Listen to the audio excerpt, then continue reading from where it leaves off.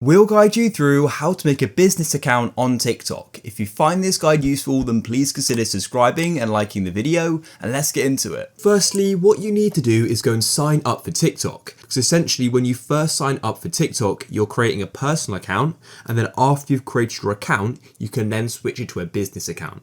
So when you go and sign up for TikTok, just go and use the details of your business, like your business email and things like that.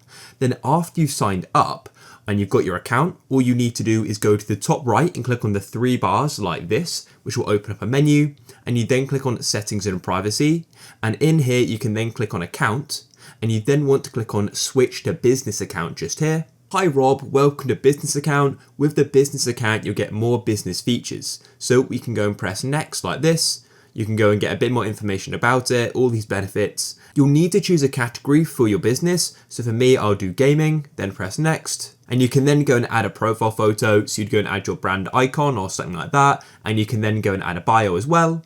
And yeah, your profile is now completed. And what you could now do is go and create a video, or you can press maybe later. And that's it. You've now gone and set it up. So you can close off this here.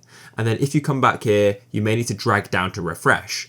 Then you can click on the three bars in the top right again, and you can then have access to the business suite. You'll have all these useful features, and what you can do is also click on business registration here as well, and you can then display your business information on your business profile, and you can enjoy upcoming advanced features for your business. So you can do that as well. Click there, make sure you agree to that, and then you can press register, and you can fill in this information here as well, and then you'll be reviewed. But you can still have access to all this stuff without doing that as well. So if you found this useful, please leave a like.